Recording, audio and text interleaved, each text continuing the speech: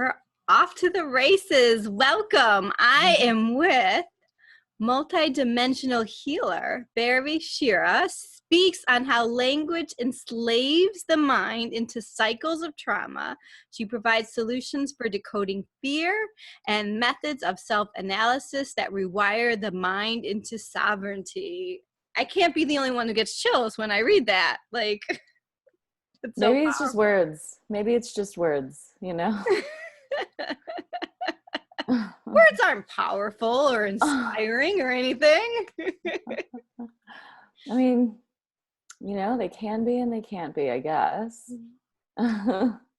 So one of the things that really inspired me to ask Bhairavi to come interview with me for an open house that I normally hold in person, where people come to get little massage sessions, and now that we're all in lockdown, I can't do that. So I'm like, well, let's go deeper. Let's go deeper into trauma. Let's go deeper into our healing, because even though I work with people on the table, there's so much I can do without us going deeper into ourselves.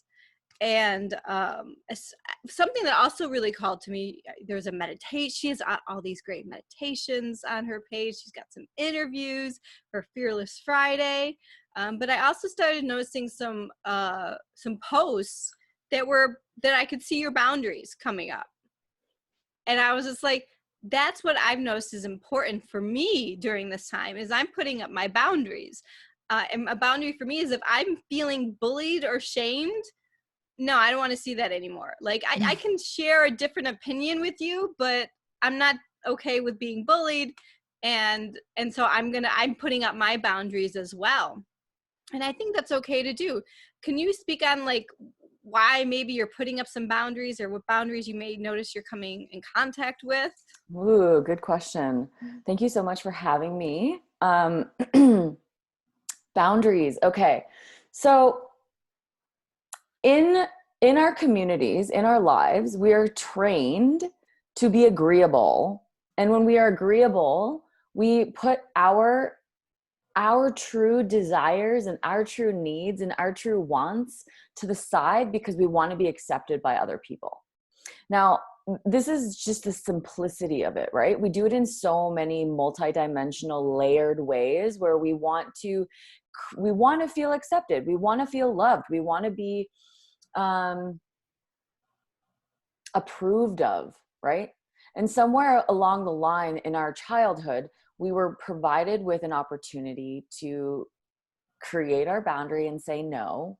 And that wasn't something that was celebrated. It was not something that was amicable to the person who was on the outside of us. And so from that, we were taught to shame ourselves for what we wanted, and therefore stop ourselves from being convicted in our no. And therefore we kept giving and giving and giving and giving and giving, and making ourselves essentially more susceptible to vulnerability and trauma. So we don't want to stay in our vulnerable state. We want to empower ourselves in our vulnerable state. So if we're vulnerable, okay, great. We're allowing ourselves to feel our emotions, and we're allowing ourselves to go through our life experience free to experience our emotions. But what if someone on the outside says, well, you can't feel that, and you can't think that, and what you're thinking is wrong, and it doesn't serve anybody. And it's like, oh, okay, so what? I definitely triggered you into something, whoever said that to me, right?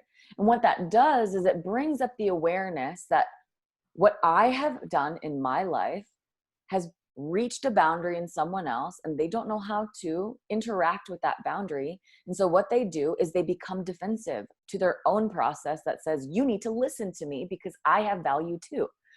In the interim, I haven't said anything about the devaluing of somebody else. I've just allowed myself to be in my value, and inadvertently, because I put myself in my own value, those who are disempowered by other people's value or empowerment will inadvertently be disempowered and take that out on you.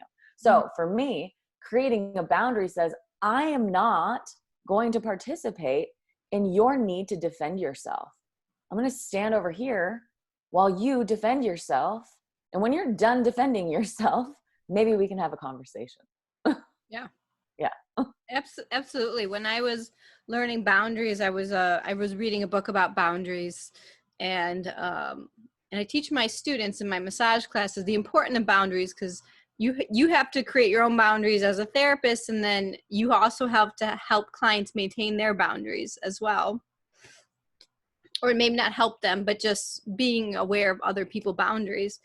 And as I was learning about boundaries, they talk about is a well-rounded child, or maybe that's a judgment, but doesn't just learn to respect other people's boundaries, but also learns that they can state their boundaries as well. And often as kids, it's like, good kids should be seen, not heard. Like all these messages we get, like, you say no, and they're like, no, you have to do this. I'm like, you're a child and you're stating a boundary, and that boundary is not celebrated. It's celebrated when you follow other people's boundaries. At least this has been my experience as a child. But you don't necessarily get to have your own boundaries. And so we're learning that as a child. So we're now adults and we don't know how to healthfully express our boundaries. Do you know how hot it is when a woman says no, or when a man says no? It's like, okay, I'm going to respect that. Like, exactly like what you want. And like, I have every desire to support you in what you're needing in this moment. So I'm going to say, yeah, cool. Thank you for sharing your truth. Is there anything else that I can do to support your no right now? Nice. Nice. Okay, so as we go into, so I think it's important that we all realize that we're all coming into this story in this world with this experience of boundaries, and I think your experience of boundaries is just beautiful, and being able to respect other people's boundaries and respect other people's values, and it not be a situation where I'm right and you're wrong.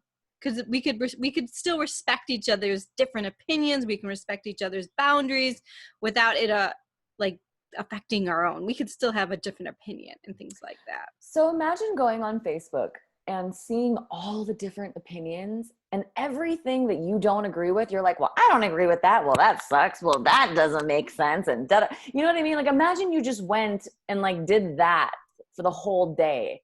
Imagine where your energy would be. Like, we don't need to go on someone else's platform, into their space, into their public space, and say, dude, what you're sharing is wrong. We can have a discussion and say, hey, what you said or what you shared brought this up in me, and I would really like to have a discussion about that. Cool, let's do that. Versus like, what you think is wrong, and I think you're damaging our community. Yeah. So, I'm definitely the kind of person where I've been triggered. Me too. I've been triggered. I've been like, no, and no, I don't agree with you. Or I think I probably in the first few weeks, I think I might have put it like a sheep meme under someone's comment. Not passive aggressive sometimes. And then I realized I had to go into myself and experience why I was being triggered. So being triggered, it happens. But yeah, it's just also then I'm curious, why do you feel that way? And because that's not my experience of life, not my experience of that event or whatever it may be. Mm-hmm. Yeah, I welcome the triggers. It's like, woo, you got into me. There's something inside of me that's resistant. There's something inside of me that's like not taking in this perspective. And I don't need to make that perspective my perspective. What I need to do is allow that perspective to be without my need to create any story around it. Now, if I want to judge it, I'm going to judge it because it's either going to participate in my longevity or in my sovereignty or in my elevation of education, of self-awareness. Like, whatever it is, I'm going to judge it in a way that makes sense for me. But if that judgment remains if it remains in like hyper, let me see what word wants to come out. Like hyper volatile hostility. Like we didn't make it. We didn't make it. You know what I mean? And so for me, it's like, trigger me. I welcome the trigger. I welcome it because I want to know what part of me is not allowing myself to be myself in relationship to someone else who's being themselves. And at that point, if my trigger triggers me and I expect someone else to follow through on my trigger, then I've missed the point of sovereignty. Mm-hmm. We could go into a conversation, but the conversation in my self that I'm right here as not being triggered, my experience is, I'm curious why you feel that way.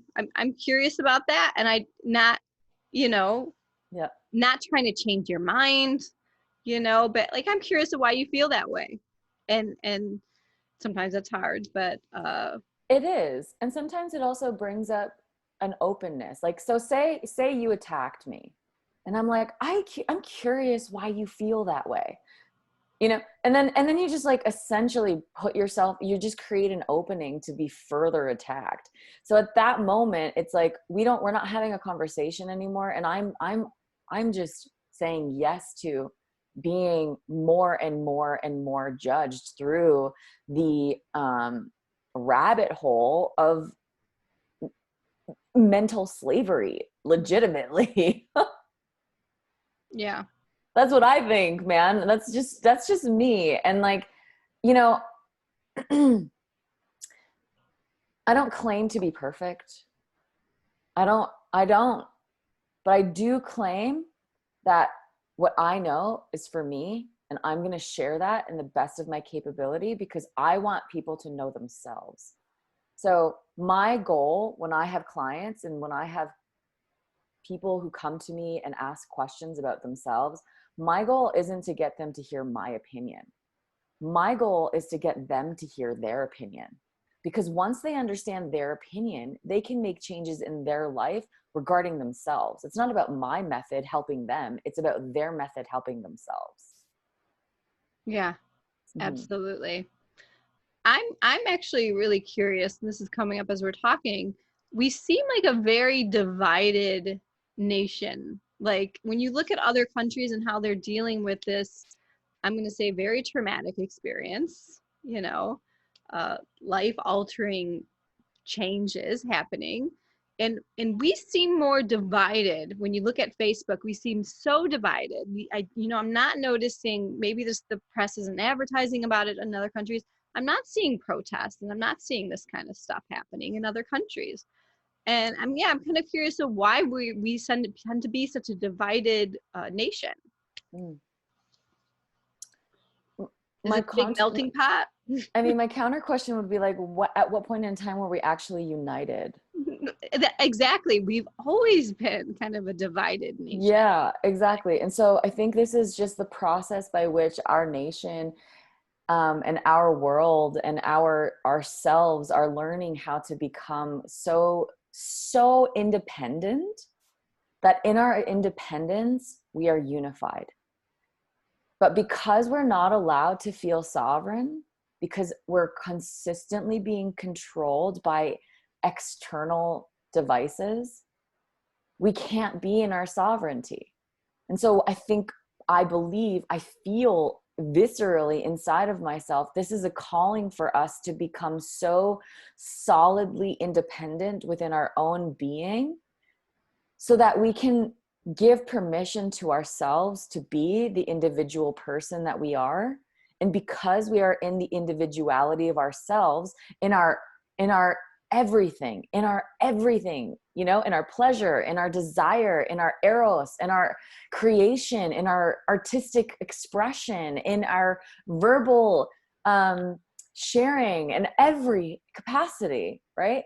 We feel like we are purposeful. We feel like we are contributing. We feel like we are evolving. When we feel all those things within ourselves, what do? We show up differently, right? We show up in a position of, well, I'm not here to fight with you. I'm here to understand you.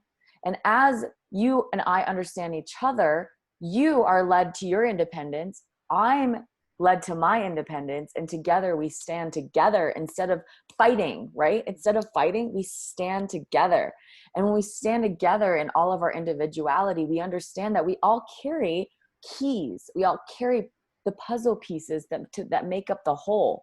We don't need someone else replicating my puzzle piece. I don't need someone trying to be who I am or telling me what to do.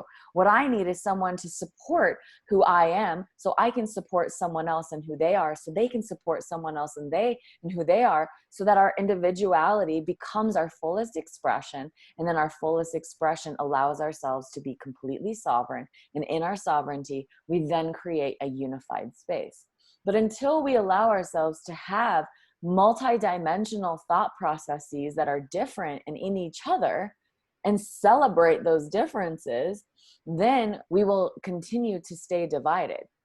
Right now, we're seeing a massive divide in consciousness right now. And we're seeing this because we're allowing and we're coming into contact with deep states of darkness and evil that exist, not only on this planet, but in the entire galaxy and in the infinite space of awareness.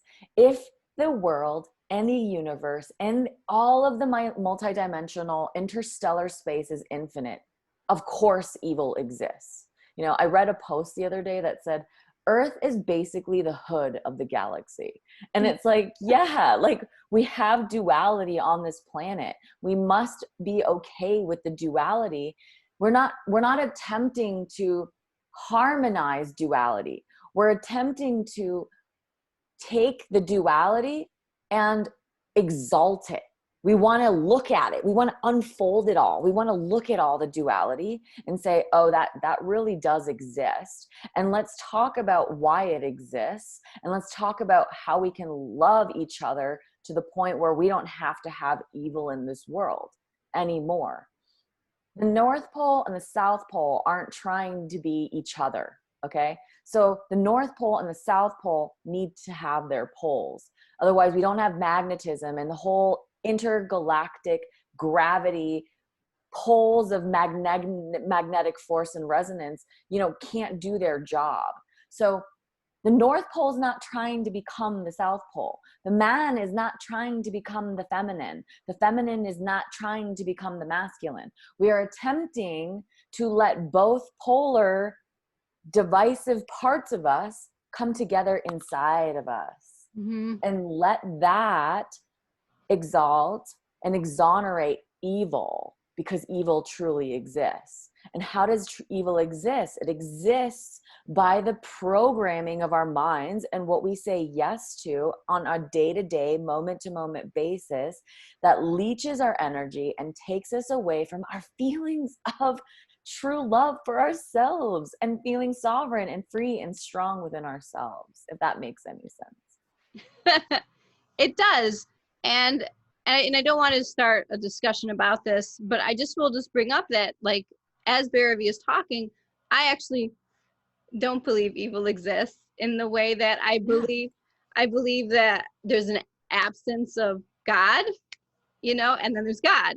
Just like, you know, there's an absence of, sorry, that was my dog. You know, there can be an absence of love, and, you know, and that creates hate and things like that. So so we feel differently about that. Yeah. But and it absolutely doesn't matter. And it doesn't change the words either. It, you know, there's the people without God, and I can still make that conversation work in my head with my different definitions of what that may be. So how can we explore finding sovereignty within ourselves? How can we rewire that mind into sovereignty? And I'm sure that's complicated and everyone's a little bit different.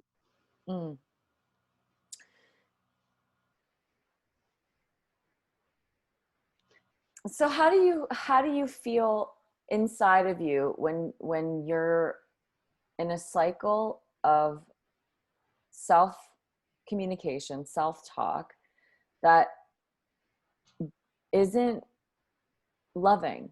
Let's just be really simple about it. You know, what if it isn't loving, what is it? For me, bullying. I notice when I self-bully myself, you Mm-hmm. know, and that's why I always kind of pay attention when I'm being bullied on the outside to notice if Mm-hmm. I'm bullying myself inside at all still.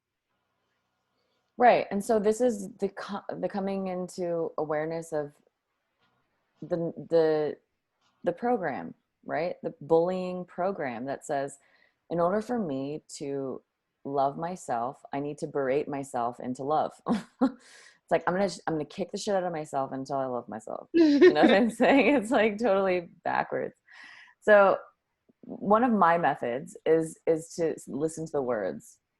And when I listen to the words of my bullying, I judge them. And I judge them into categories. And when I judge them into categories, I learn where the core wound is. So am I grieving? Do I feel rejected? Do I feel betrayed? Do I feel abandoned? Do I feel alone? Do I feel persecuted? What do I feel inside of myself? And do these words of self-bullying go into any of these categories? And when they go into any of these categories, then I can disseminate or siphon or like get to the end of the funnel or get to the core of that program, because we came here as human beings to experience all the amnesia. So really, we're not really learning anything. We're just essentially remembering our true self through what we already learned, which is trauma. We learned the opposite of love in order to reveal our whole self. And so you have a template of bullying. I have a template of bullying too. There's a huge template in there that says, you know, I can't be who I am. I'm not pretty enough. I'm not smart enough. I don't have enough credentials to sit at the table. Nobody really wants to listen to my opinion. Who makes me someone who can talk in public? You know, it's like all these things. Like, what makes me so special? Well, what makes us so special is the fact that we're alive, like simply, you know? And so in order for us to get to the place of sovereignty is to follow those parts of ourselves that don't want to be seen. The part of ourselves that's bullying ourselves is hiding in a corner and not wanting to be seen. And so, you know, what if we just approach that girl or that boy who's sitting in the corner bullying themselves? Let's approach them and listen to what they have to say. And when that part of us has a chance to really express themselves, like when we're bullying ourselves, really what we're saying is, I want to be something that I don't think that I am. And that's a lie. Because if you think that you are something, then you are that, and you can just reveal that, and you can just be that, and skills will just continue to reveal themselves, and you'll magnetize experiences that will help to express that skill or develop that skill or remember that skill. And so yeah, for me, it's like I go into the narrative that I'm talking about inside of my mind, and I give that narrative an awareness. And as I give that narrative an awareness, I then categorize that then supports the way that I can respond. And when I can respond to myself, or when I can have my clients respond to themselves in a loving way, we're creating that unification within ourselves. That's creating that sovereignty that says, now, because I listened to my self-bullying, and I've learned to listen to myself through my pain and my own potential trauma or my own traumatic cycles that I circulate myself through, that when I get that on the outside of me, I can just learn how to respond. And sometimes my response is no. I'm not talking to myself like that. I'm not receiving words like that from anyone. I'm going to say no, because I'm out of the bullying matrix. I'm done. Nice. Yeah. I've noticed a similar experience with myself when I'm having conversations with myself, or having a conversation with a younger self, you know, going back to that age where I feel like something happened, where I was traumatized, where something happened where I wasn't accepted, or maybe I was bullied, or things like that. And absolutely having that conversation. And it's deep work. I wouldn't say it's hard, but sometimes it can just there's a meme that said, I spent like weeks avoiding something that took me 15 minutes. You know, it's like once you do it, you're like, oh my God, that was so easy. Why was I avoiding that Mm. conversation with myself? At least Hmm. it's been my experience. Um, It's this constant willingness, right? It's a constant willingness to meet the parts of ourselves that don't want to be seen. mhm. And, you know, I can personally, I can attest to being really mean to myself. You know, I was really mean to myself because people were mean to me. And when I was going through my mapping of meaning of what it means to love myself, I didn't learn that. I learned how to be mean because most people are mean to themselves, you know? Yeah. So that's what I learned too. But what a gift, right? To be able to be in this place of awareness and say, okay, I did learn that. It's a trauma, it's a cycle. Now I get to reveal who I truly am. And without that experience, I didn't get to reveal who I truly am. Do I need to have that experience again? No, not. No, thank you. I don't need to have that experience again. You know, but I think it's a very beautiful thing where I've heard the quote, like, you need to be who you're not to see who you are, you Hmm. know, and it's kind of like once you get through it, once you get through the drudging, you're like, I am so grateful I had this experience to get to where I am now. Right. I also, as I filter through bullying, or I filter through someone who may be nasty to me or might perceive them to be nasty to me, I often have the thought, you know, because we speak to ourselves the way we speak to others. And I just think, I can't even imagine how they're speaking to themselves in their head. If that's the way they feel like they can speak to me, Mm, I can't imagine what that internal dialogue is. And what that allows me to do is switch off to what they said has nothing to do with me. Has absolutely nothing to do with me. It has absolutely nothing to do with what is going on with me. It's not about me, hmm. because there's an internal dialogue in there, and I I can't imagine if I had that internal dialogue talking to me right now, you know? Hmm. Yeah.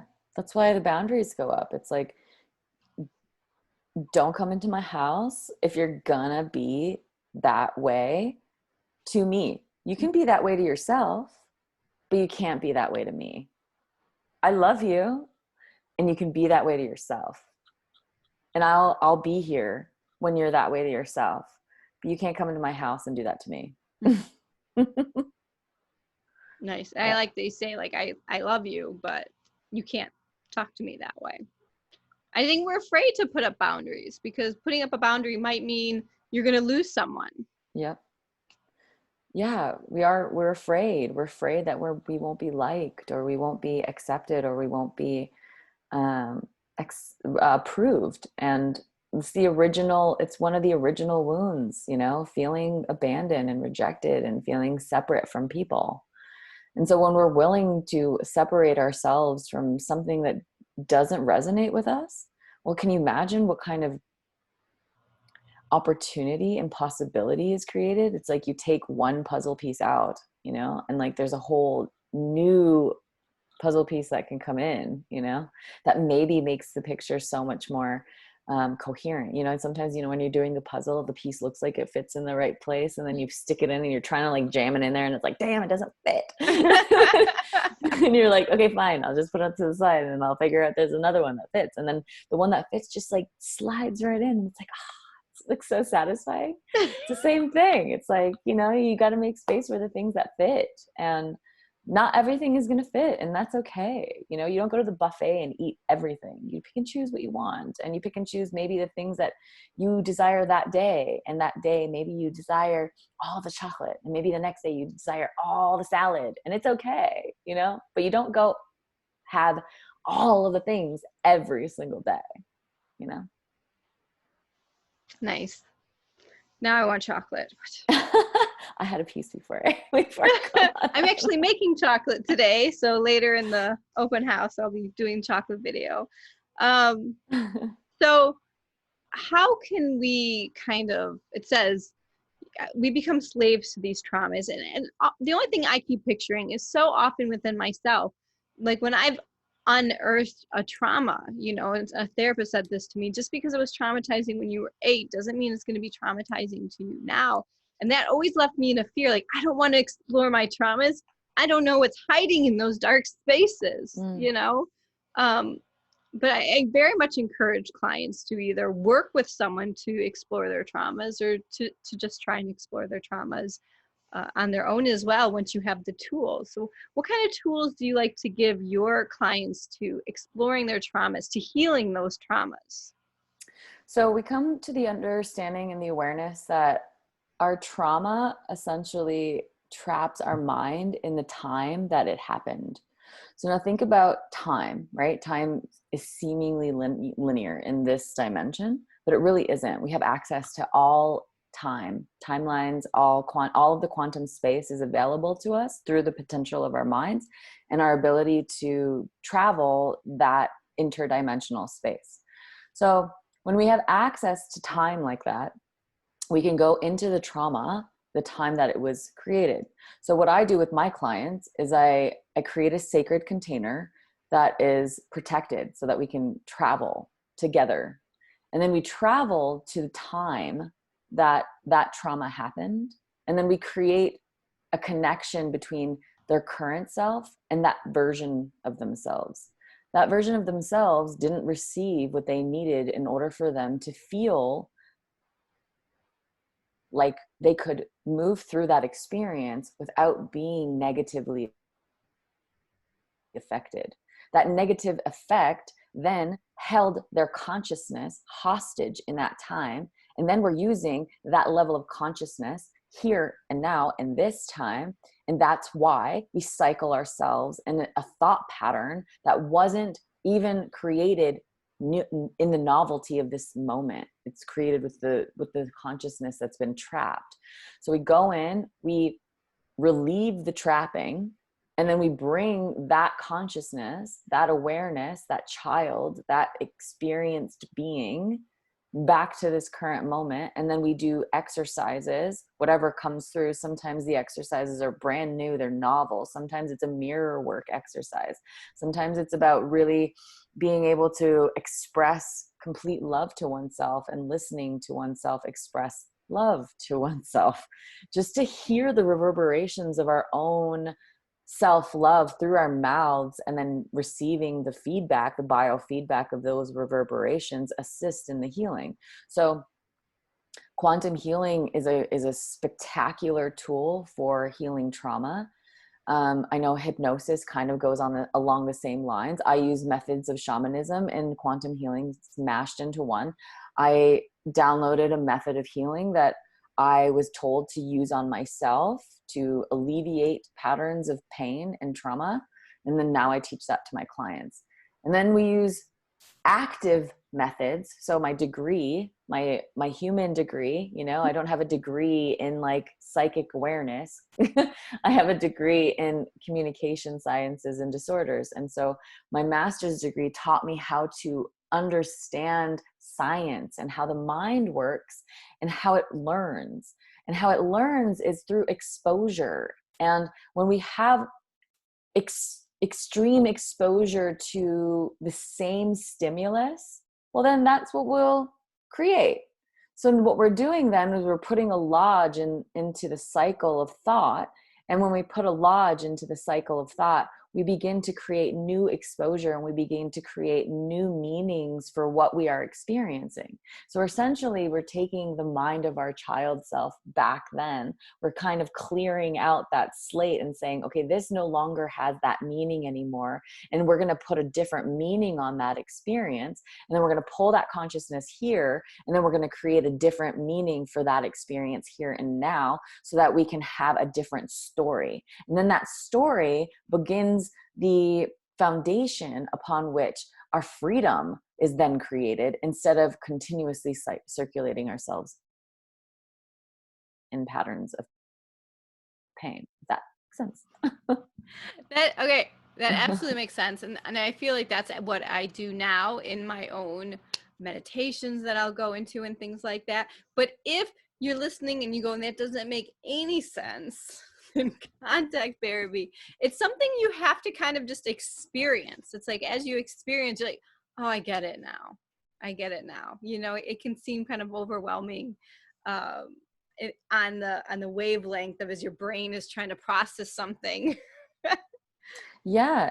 It also takes a level of bravery and courage to face ourselves, because really, truly, the greatest fear we have is facing ourselves. And that's what we're constantly resisting.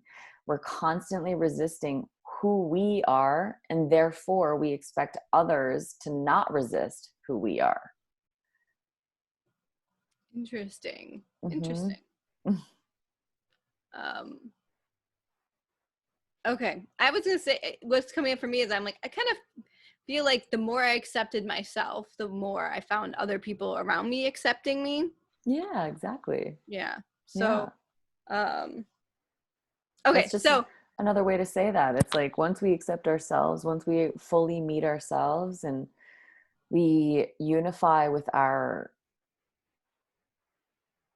vulnerable self, our child self, our inner child, our elder self, the version of us who hasn't yet come yet. You know, when we make amends and approve of every single part of ourselves in the moment, then yeah, of course we're going to attract those other people who are able to see that radiance in us that says, yeah, I accept myself, I love myself, and it doesn't matter if someone else doesn't love me because I love me. mm-hmm, absolutely. So the last question, and then I'm gonna head over to Facebook, see if we have any questions over there. How can people, because this, like I said, this event that's going on, I actually used to shame myself a lot when I would notice little signs that I was being traumatized by an event in my life. Because I'm like, this is annoying. I should be stronger than this. Mm. I should not find this traumatizing. And so that could be coming up for some people. So I want to say that I have experienced that. Like, I noticed that I was having symptoms of trauma. I was getting, this was from like 4 years back or something like that. I started getting nightmares. And then finally, like, okay, obviously this was a traumatizing event that happened to me 5 months ago, and now I need to work with it. So this can be a very traumatizing experience for people, whether or not you're on the front lines and you're nurses, whether or not you're worried about financial things, whether or not you're worried about being sick.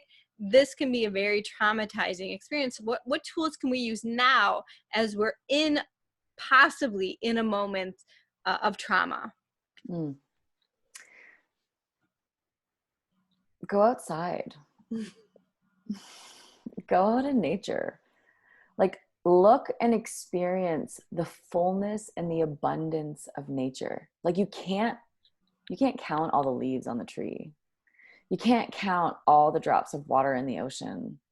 You can't count all the birds that are existing in the world. You can't count them.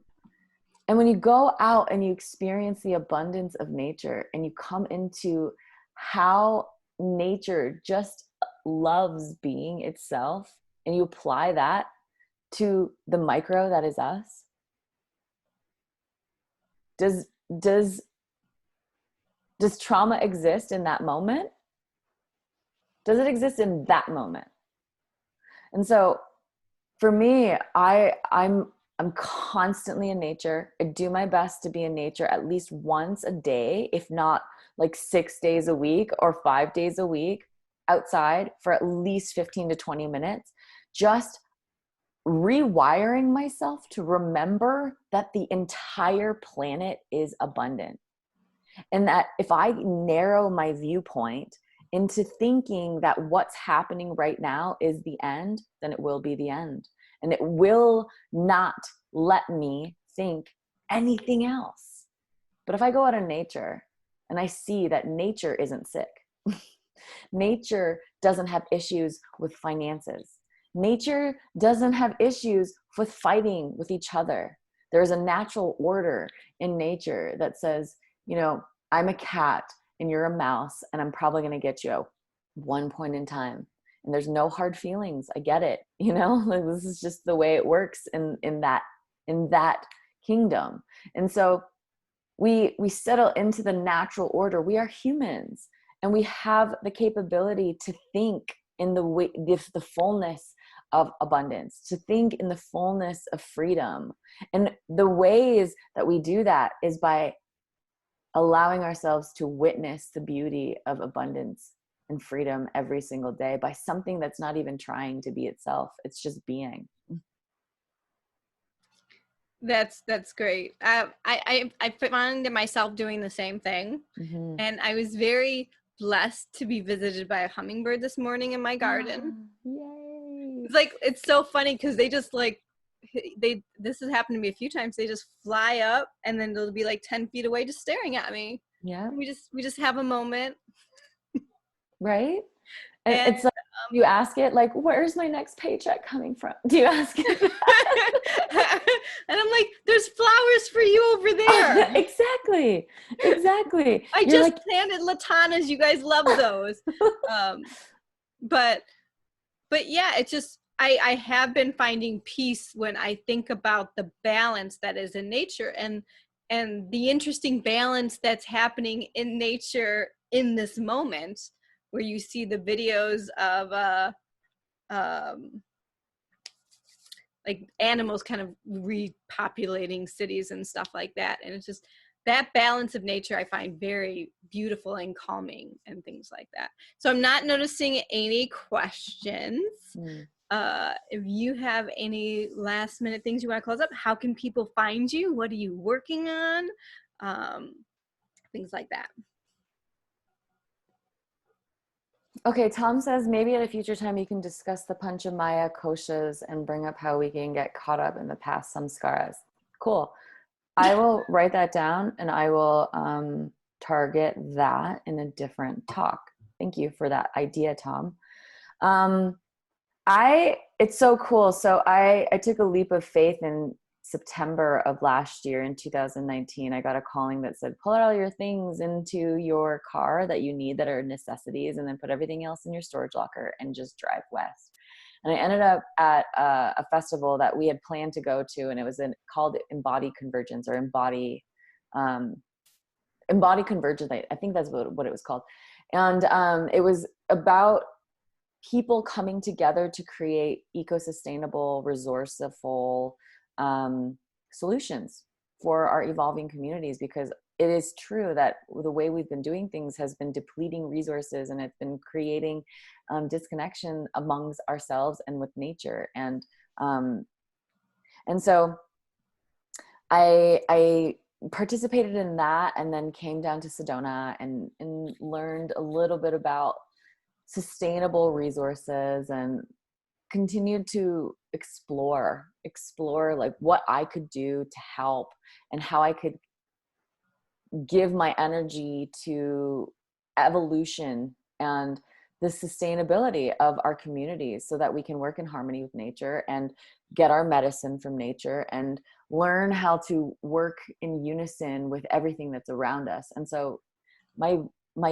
life led me to the new mayoral electoral candidate here in Sedona. So now I'm working on his campaign team and assisting him with his campaign, so that he can get into office and create some solutions that are not only for right now, but that will lead Sedona into a place of consistent evolution and consistent regenerative economy, so that we all thrive, right? We can't stop things from happening, but we can work with what's happening and create solutions for what's happening, so that things are more efficient and everybody's more happy, including nature. It's interesting that you brought up nature, because it's like, as soon as we stop doing the things that are suppressing its flourishing, it flourishes by itself.